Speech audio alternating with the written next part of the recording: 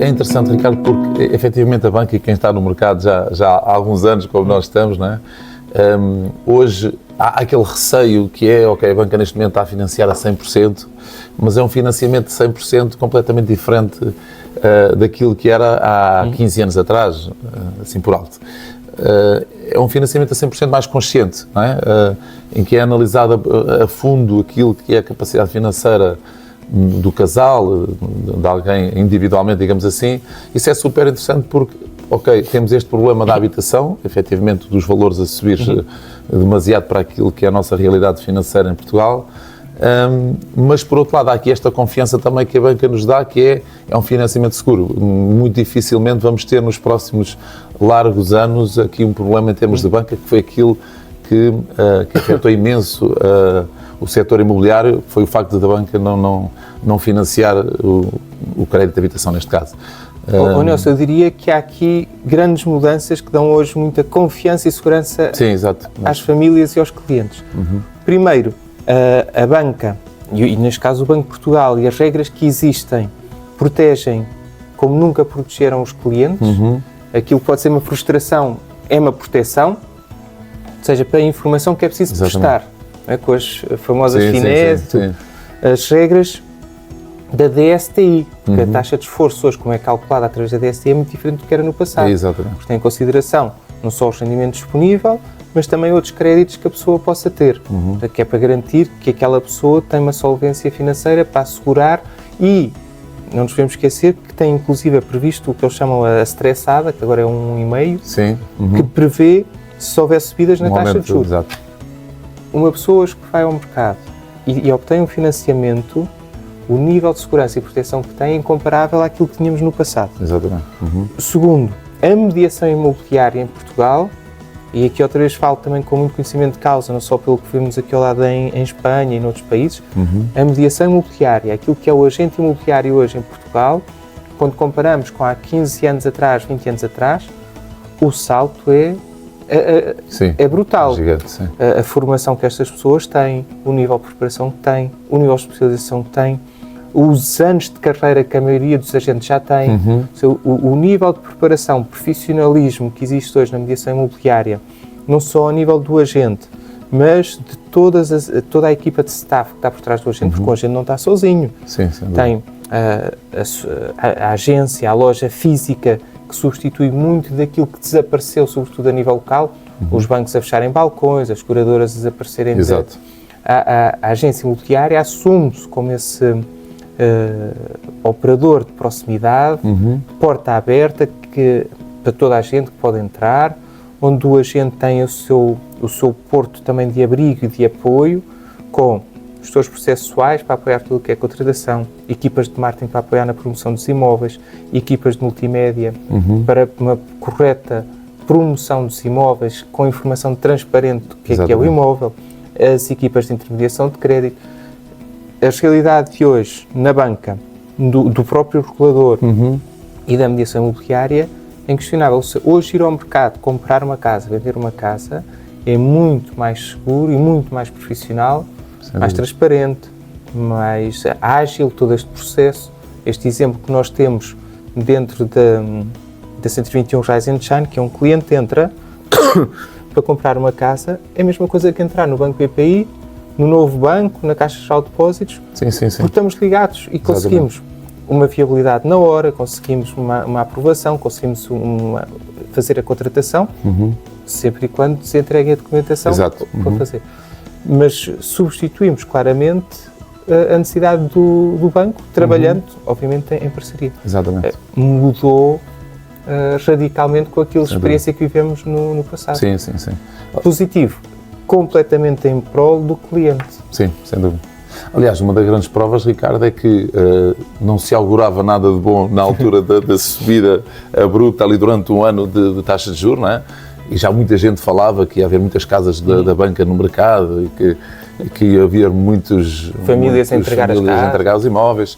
E certo é que nada disso se passou, não é? Vocês têm os números concretos e nada disso passou. Isso é a prova que a banca estava disponível para ajudar, estava muito mais próxima daquilo que é a realidade do mercado, mais próximo dos como clientes. foram contratados os créditos nos últimos anos, Exatamente. de uma forma segura. E eu acho isso magnífico e surpreendeu-me o mercado e efetivamente dá confiança nesta altura em que estamos aqui com a taxa de juro relativamente estável. Deu muita confiança ao mercado também o facto de já termos estado a pagar 4 e tal por cento, que comparando com alguns mercados não é nada, né? Comparando com o mercado brasileiro e com os Estados Unidos, em que as taxas de juros são mais altas, e por isso é que torna também o nosso mercado muito, muito atrativo. Deu uma confiança enorme ao mercado, não foi? Esta superação desta fase aqui menos positiva, menos positiva ou mais desafiante, digamos assim, durante estes 2 anos, a forma como nós, Portugal se comportou e a banca se comportou foi incrível, não foi? Sem dúvida. Agora, também somos conscientes da frustração que existe para muitos portugueses e para os jovens. Obviamente. Porque, de facto, as casas hoje que estão disponíveis no sítio onde eu queria comprar, porque o problema do imobiliário é que eu não posso pegar nele daqui e pô-lo aqui. É isso mesmo. Porque há aí muitas casas, sobretudo no interior do país, que não podem ir. E somos conscientes da grande frustração que existe para muitas pessoas, de eu gostava de ser independente, de ter a minha casa, casar-me e iniciar a minha vida, e não se consegue. O nosso estudo mostra isso, que os jovens estão-se a tornar independentes cada vez mais tarde. Somos conscientes de pessoas que gostavam de viver no centro da sociedade, não conseguem, isso é uma grande frustração.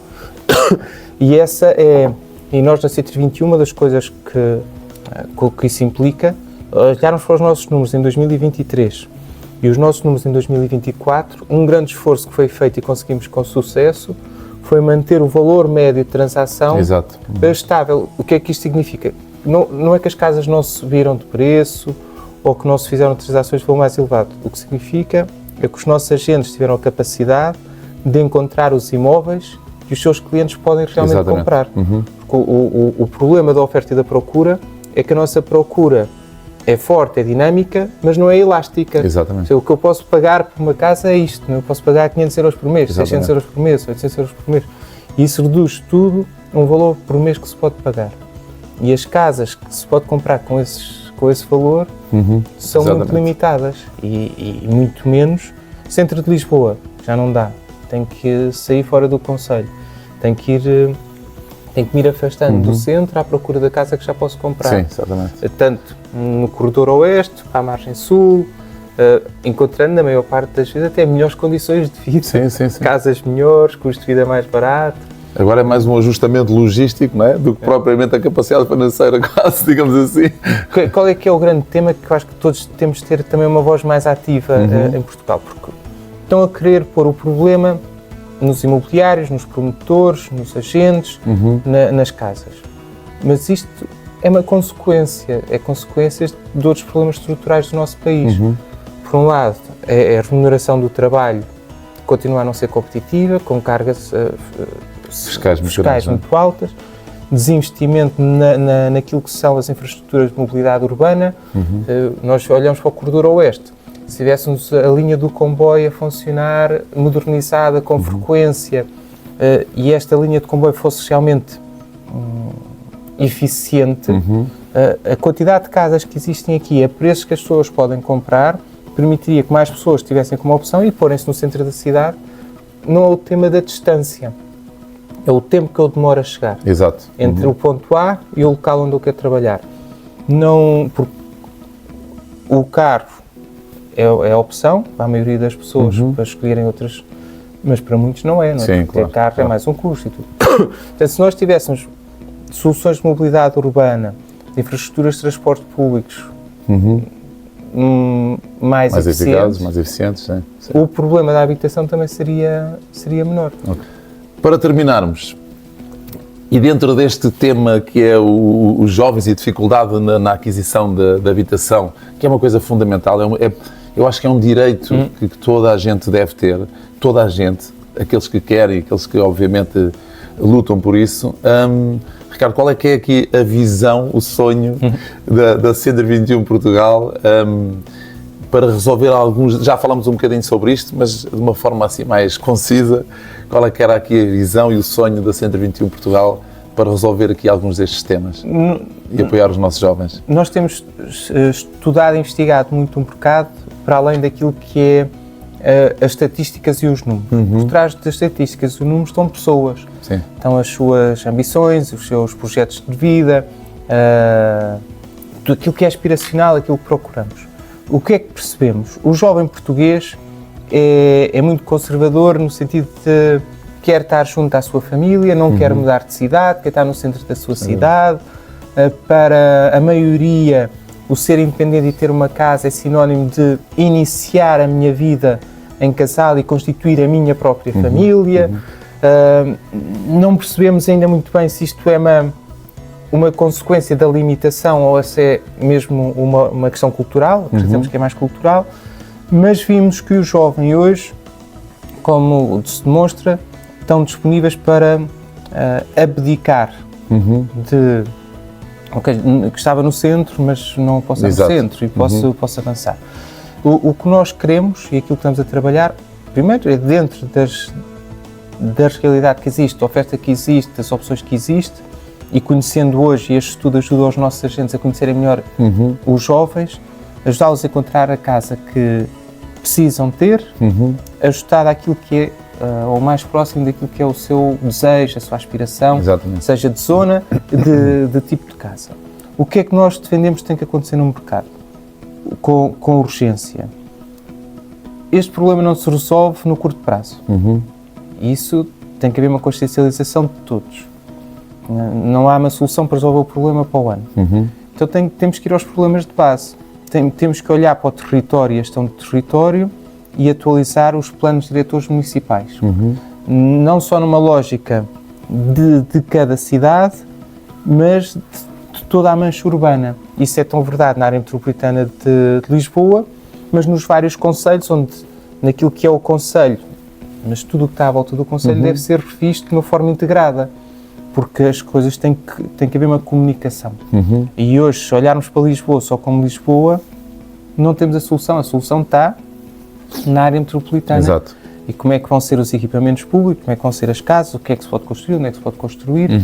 Se de facto, ao caso, precisamos construir mais e criar condições para que as casas tenham mais oferta a preços que as pessoas podem comprar, temos que aumentar a densidade urbana, temos que permitir, se calhar, construir em altura, onde neste momento não é possível construir à altura.